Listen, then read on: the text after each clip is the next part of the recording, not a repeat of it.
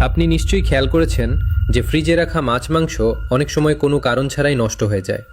আর তখন আমরা সাধারণ একটা বিষয় বিশ্বাস করে নিই যে হয়তো ফ্রিজের গ্যাস ফুরিয়ে গেছে।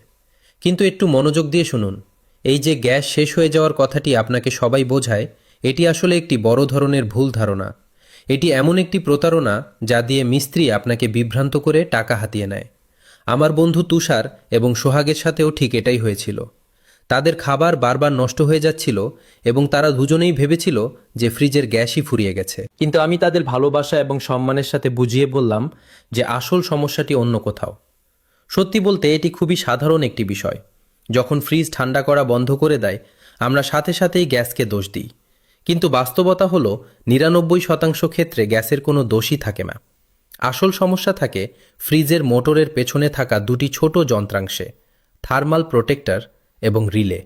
এখন একটু মনোযোগ দিয়ে বুঝুন আপনার কি করতে হবে। প্রথমেই ফ্রিজের প্লাগটি খুলে ফেলুন। এরপর একটি স্টার স্ক্রু ড্রাইভার নিন এবং মোটরের কাছে থাকা ছোট কভারটি সাবধানে খুলে ফেলুন। কভারটি সরালেই আপনি দুটি পার্টস দেখতে পাবেন, থার্মাল প্রোটেক্টর এবং রিলে। এই দুটি পার্টস মোটর স্টার্ট করানোর জন্য দায়ী থাকে। বিদ্যুতের ভোল্টেজে সামান্যতম তারতম্য বা ফ্লাকচুয়েশন হলেও এগুলো দ্রুত নষ্ট হয়ে যায়।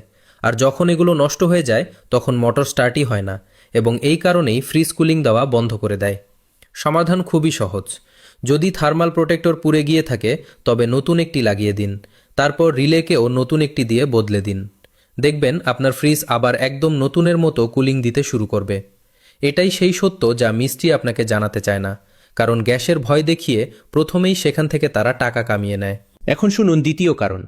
অনেক সময় এমনও হয় যে আপনি এই দুটি পার্টস বদলেছেন, সবকিছু ঠিক মনে হচ্ছে, তবুও কুলিং ফিরে আসছে না।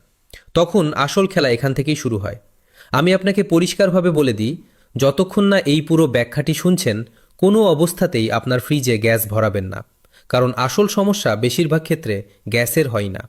নতুন ফ্রিজ যখন ঘরে আসে তখন সেটি ওপর থেকে নিচ পর্যন্ত একদম আইস কোল্ড পারফরমেন্স দেয়।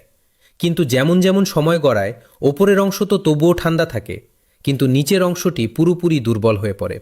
সবজি পচতে শুরু করে, দুধ নষ্ট হয়ে যায়, আলাদা পর্যায়ে দুর্গন্ধ ছড়ায় এবং মেজাজও পুরোপুরি বিগড়ে যায়। আসল কারণ হলো ফ্রিজের ড্রেনেজ সিস্টেম। ফ্রস্ট ফ্রি ফ্রিজের ভেতরে একটি ড্রেনেজ হোল থাকে, যা ডিফ্রস্টের পানি পেছনে ড্রেন করতে থাকে। কিন্তু এই হোলটি যদি কখনো ফাঙ্গাস, ময়লা, নোংরা পানি বা কোনো ছোট কণার কারণে বন্ধ হয়ে যায়, তবে এয়ার ফ্লো আটকে যায়।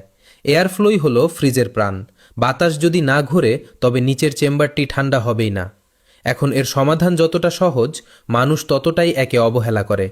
শুধু একটি পাতলা তার নিন এবং পেছনের ড্রেন হোলটি ধীরে ধীরে পরিষ্কার করে দিন।